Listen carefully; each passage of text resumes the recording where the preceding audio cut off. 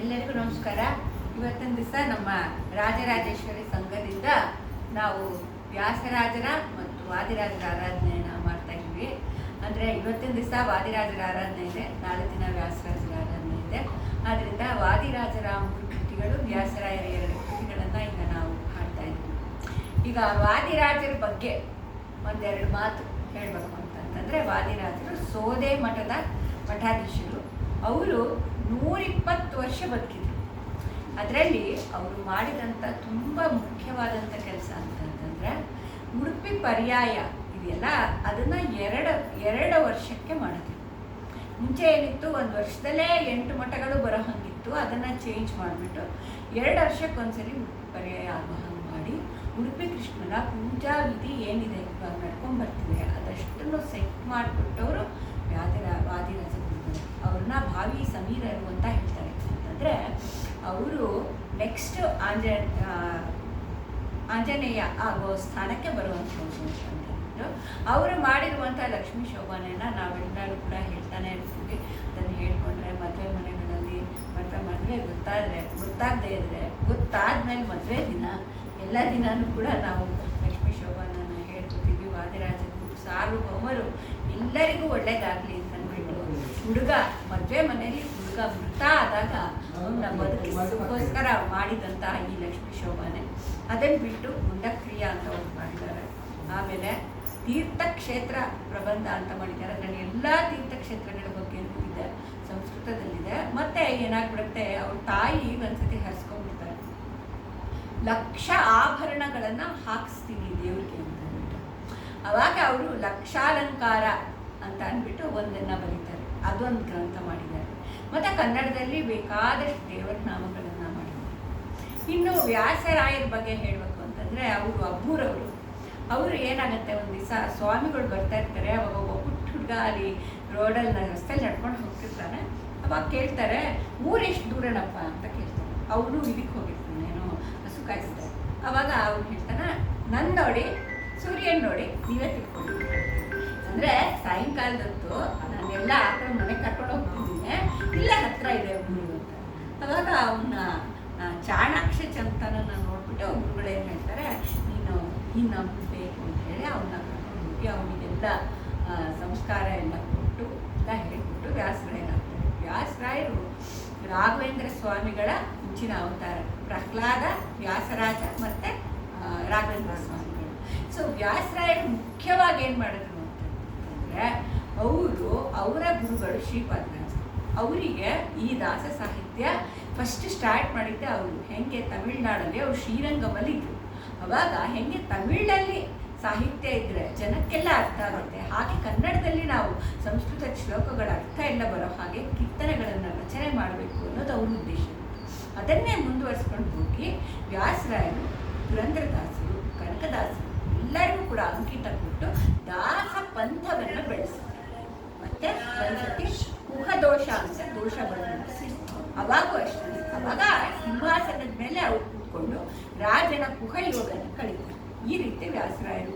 ಅದಾದಮೇಲೆ ತಿರುಪತಿನಲ್ಲಿ ಏನಾಗ್ಬಿಡುತ್ತೆ, ಅರ್ಚಕರು ಇರ್ತಾರಲ್ಲ, ಅರ್ಚಕರೆಲ್ಲ ತುಂಬ ಕೆಟ್ಟವರಾಗ್ಬಿಟ್ಟಿರ್ತಾರೆ. ಅವಾಗ ಅವ್ರನ್ನ ಸಂಹಾರ ಮಾಡುವಂಥ ಕೆಲಸ ಆಗ್ಬಿಡುತ್ತೆ. ಅವಾಗ ತಿರುಪತಿ ದೇವರಿಗೆ ಯಾರು ಪೂಜೆ ಮಾಡದೇ ಇರೋರೇ ಇದ್ದಿರುವಾಗ ವ್ಯಾಸರಾಜರು ಅಲ್ಲೇ ಹೋಗಿ ಅವರು ಒಂದು ಸಂತತಿ ಸಣ್ಣ ಪಾಪು ಅದು ಪ್ರಾಯಕ್ಕೆ ಬಂದು ಅದು ಪೂಜೆ ಮಾಡುವಂಗೆ ಆಗೋ ತನಕ ತಾವೇ ಅಲ್ಲಿ ನಿಂತು ಪೂಜೆ ಮಾಡಿ ಅವನು ದೊಡ್ಡವನಾದ್ಮೇಲೆ ಅವನಿಗೆ ಅದನ್ನು ವಹಿಸ್ಕೊಟ್ಬಿಟ್ಟು ವಾಪಸ್ ಹೋಗ್ತಾರೆ. ಅವರಲ್ಲಿದ್ದಾಗ ಪುರಂದರದಾಸರು ಎಲ್ಲರೂ ಕೂಡ ಅಲ್ಲಿಗೆ ಹೋಗ್ತಾ ಇರ್ತಾರೆ. ತುಂಬ ಸತಿ ತಿರುಪತಿ ಹೊರಡ್ತಾರೆ. ಈ ಥರ ತಿರುಪತಿ ದೇವ್ರ ಸೇವೆ ಮಾಡ್ತಾರೆ. ಮತ್ತು ಅನೇಕ ಪವಾಡಗಳನ್ನು ಮಾಡಿದ್ದಾರೆ. ಅವರು ರಚಿಸ್ಕೊಟ್ಟಂಥ ಮುಖ್ಯವಾದಂಥ ಕೃತಿಗಳು ಅಂದರೆ ಗೀತಾಸಾರ ಅಂತ ಬರ್ತಿದ್ದಾರೆ. ಅದರಲ್ಲಿ ಭಗವದ್ಗೀತೆ ಸಾರನೇ ಇಟ್ಟಿದ್ದಾರೆ. ಮತ್ತು ಅನೇಕ ದೇವರ ನಾಮಗಳು ಪುರಂದರದಾಸರನ್ನ ಹೊಗಳಿದ್ದಾರೆ. ಅಂದರೆ ಶಿಷ್ಯನ್ನೇ ಗುರುಗಳು ಹೊಗಳೋದು ತುಂಬ ಅಪರೂಪ. ದಾಸರೆಂದರೆ ಪುರಂದರ ದಾಸರಯ್ಯ ಅಂತ ಹಾಡ್ಬಿಟ್ಟು ದಾಸರು ಅಂದರೆ ಹೆಂಗಿರಬೇಕು ಅಂತ ಒಂದು ತೋರಿಸ್ತಾರೆ. ಅಂದರೆ ಮುಖ್ಯವಾಗಿ ಇವರೆಲ್ಲ ಭಕ್ತಿ ಮಾರ್ಗಕ್ಕೆ ತುಂಬ ಪ್ರಾಮುಖ್ಯತೆ ಕೊಟ್ಟಿದ್ದಾರೆ. ಎಲ್ಲಿ ಭಕ್ತಿ ಇರುತ್ತೆ ಅಲ್ಲಿ ಕೃಷ್ಣ ಬಂದು ಕುಣಿತಾನೆ. ಅದಕ್ಕೋಸ್ಕರನೇ ಕನಕದಾಸರು ಕರೆದ್ರೆ ಕೃಷ್ಣ ಬಂದು ಅವ್ರ ಮುಂದೆ ಆಡ್ತಾ ಇದ್ದ ಅಂತ. ಇವಾಗ ಕನಕದಾಸರು, ವ್ಯಾಸರಾಯರು ಮತ್ತು ಪುರಂದರದಾಸರು 3 ಜನನೂ ಸೇರಿಕೊಂಡು ಅವ್ರ ಮುಂದೆ ಕೃಷ್ಣ ಆಟ ಆಡೋದನ್ನ ನೋಡ್ತಾ ಇದ್ರು ಅಂತೆಲ್ಲ ಕಥೆಗಳಿದ್ದಾರೆ. ಈ ರೀತಿ ಇರುವಂಥ ಮುಖ್ಯವಾದಂಥ ಗುರುಗಳ ಆರಾಧನೆಯನ್ನು ಇವತ್ತು ನಾವು ಮಾಡ್ತಾ ಇದ್ದೀವಿ. ಇಬ್ಬರ ಪಾದಪದ್ಮಗಳಿಗೂ ನಮಸ್ಕಾರ ಮಾಡ್ತಾ ಈಗ ನಾವು ಅವರ ರಚನೆಗಳು ಒಂದೆರಡನ್ನ ಹಾಡ್ತೀವಿ.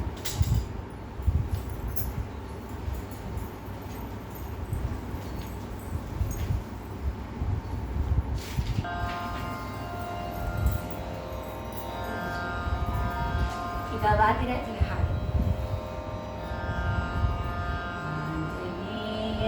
ಅಮರ ವಂದಿತ ಕಂಜನಾಭನ ಸೂತನೆ, ಆಂಜನೇಯನೆ ಅಮರ ವಂದಿತ ಕಂಜನಾಭನ ಸೂತನೆ, ಮಂಜಿನೋಲಗದಂತೆ ಶರದಿಯ ದಾಟಿದ ಮಹಾವೀರನೇ, ಆಂಜನೇಯನೆ ಅಮರ ವಂದಿತ ಕಂಜನಾಭನ ಸೂತನೆ, ಮಂಜಿನೋಲಗದಂತೆ ಶರದಿಯ ದಾಟಿದ ಮಹಾವೀರನೇ, ಆಂಜನೇಯನೆ ಅಮರ ವಂದಿತ ಕಂಜನಾಭನ ದೂತನೇ,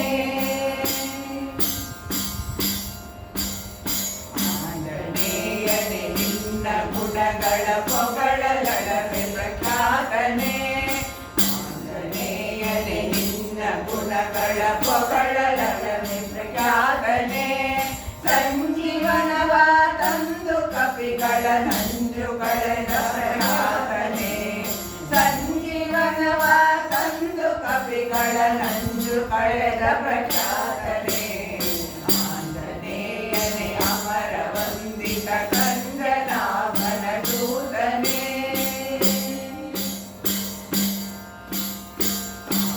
ನಿಗ್ರಹ ನೆನೆಸಿ ಸುರರವಿ ಮಾಡಿ ದೇವತೆ ಎನಿಸಿದೆ, ನಿಗ್ರಹ ನೆನೆಸಿ ಸುರರವಿ ಮಾಡಿ ದೇವತೆ ಎನಿಸಿದೆ, ರಾಮ ಪಾದಕ್ಕೆರಗಿ ನಡೆದು ನಿಸಿಮಣಿ ಎಂದೆನಿಸಿದೆ, ರಾಮ ಪಾದಕ್ಕೆರಗಿ ನಡೆದು ನಿಸಿಮಣಿ ಎಂದೆನಿಸಿದೆ, ಆಂಜನೇಯನೆ ಅಮರ ವಂದಿತ ಕಂಜನಾಭನ ದೂತನೇ, ಹಾರಿದ ಶೀಘ್ರದಿಂದಲೇ ಬಂದು ಸೀತೆಗೆ ನಮಿಸಿದೆ, ಸಿಂಧು ಹಾರಿದ ಶೀಘ್ರದಿಂದಲೇ ಬಂದು ಸೀತೆಗೆ ನಮಿಸಿದೆ, ತಂದು ಮುದ್ರೆಯ ನಿತ್ತು ಮಾತೆಯ ಮನವ ಸಂತೋಷಪಡಿಸಿದೆ, ತಂದು ಮುದ್ರೆಯ ನಿತ್ತು ಮಾತೆಯ ಮನವ ಸಂತೋಷಪಡಿಸಿದೆ, ಆಂಜನೇಯನೆ ಅಮರ ವಂದಿತ ಕಂಜನಾಭನ ದೂತನೇ, ತನುಜಯ ಮನವ ಹರುಷಿಸಿ ಮನವ ತಿರುಗಿಯಾಡಿದೆ, ತನುಜಯ ಮನವ ಹರುಷಿಸಿ ಮನವ ತಿರುಗಿಯಾಡಿದೆ, ಧನುಜರನ್ನು ಸದೆದು ಲಂಕೆಯ ಅನಲಗಾಹುತಿ ಮಾಡಿದೆ, ಧನುಜರನ್ನು ಸದೆದು ಲಂಕೆಯ ಅನಲಗಾಹುತಿ ಮಾಡಿದೆ, ಆಂಜನೇಯನೆ ಅಮರ ವಂದಿತ ಕಂಜನಾಭನ ದೂತನೇ, ರಾಮ ಕಾರ್ಯವ ವಹಿಸಿ ಅಕ್ಷಕುಮಾರನನ್ನು ಸಂಹರಿಸಿದೆ, ರಾಮ ಕಾರ್ಯವ ವಹಿಸಿ ಅಕ್ಷಕುಮಾರನನ್ನು ಸಂಹರಿಸಿದೆ, ಘೋರ ರಕ್ಕಸರೆಂಬುವರನು ಮಾರಿ ವಶವನ್ನು ಗೈಸಿದೆ, ಘೋರ ರಕ್ಕಸರೆಂಬುವರನು ಮಾರಿ ವಶವನ್ನು